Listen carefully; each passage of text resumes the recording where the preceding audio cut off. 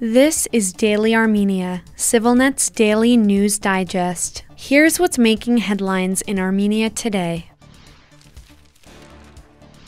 India intends to begin shipping surface-to-air mobile missile systems to Armenia later this year, the Indian Defense Research Wing news site has reported. India is set to commence the delivery of its indigenously developed Akash-1S air defense missile system to Armenia later this year, the site, which covers India's military-industrial sector, reported yesterday. It added, "This marks a significant milestone for India's defense exports, as Armenia becomes the first international customer for this advanced missile system. Armenia has placed an order for 15 Akash missile systems in 2022. CivilNet has not independently verified the news. The Akash-1S systems are meant to counter aerial threats like fighter jets, cruise missiles, and drones. Since the 2020 Nagorno-Karabakh war, Yerevan has also placed orders with New Delhi for multiple launch rocket systems, howitzer artillery weapons, anti-tank rockets, and anti-drone equipment. Those arms deals mark the growing military cooperation between Armenia and India as Yerevan seeks to diversify its weapons suppliers. In May, Armenian and Indian military officials held joint defense consultations, where they also discussed potential experience-sharing initiatives, according to a readout by Yerevan.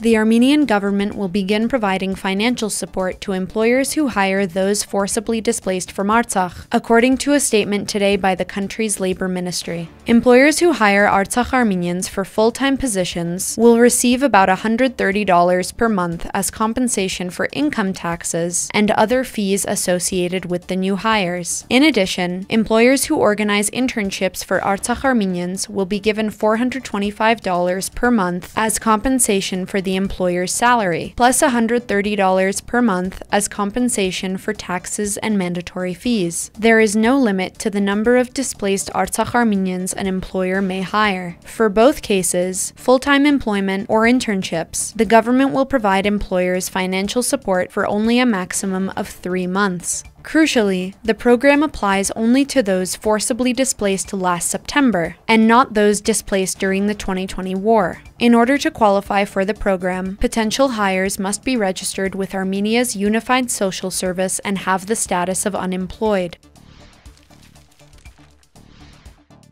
Armenia's National Olympic Committee has filed an appeal with the International Olympic Committee, protesting Artur Aleksanyan's 1-4 loss Wednesday in the Greco-Roman wrestling finals at this year's Summer Olympics in Paris, which handed the gold medal to his opponent. "I assure you that we will try to restore justice," Deputy Sports Minister Karen Giloyan, whose agency joined the appeal alongside Armenia's Wrestling Federation, told Armen Press today. The appeal contends that the referee wrongly awarded points to Aleksanyan's opponent, Iran's Mohammad Hadi Saravi, for a maneuver that was allegedly out of bounds. Aleksanyan believes the encounter should have been judged in his favor instead, which would have handed him the gold. Aleksanyan told reporters today, "I had come here for a gold medal, but you all saw what happened during my wrestling match. I am sure that, during that episode, that point should have been mine. It's simply that in these kinds of tournaments, and especially in the finals, even minor details can resolve major issues." Despite the loss, Aleksanyan still won a silver for the match, making him the first Armenian ever to win medals at 4 separate Olympic Games. Those 4 medals tie Aleksanyan for most medals ever won by an Armenian athlete. For his part,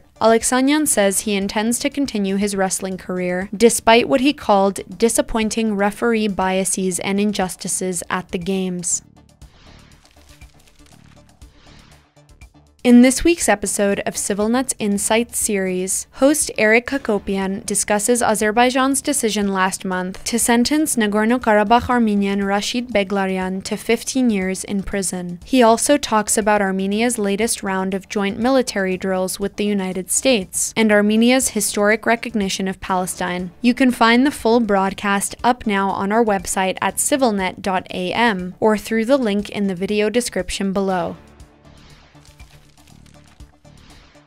And finally, the CivilNet number of the day is 7. That's the total number of sports categories that Armenian athletes qualified to compete in at the Paris Summer Olympics. They are boxing, gymnastics, shooting, swimming, track, weightlifting, and wrestling. So far, Team Armenia has won 3 medals, a silver in gymnastics and a silver and a bronze in wrestling.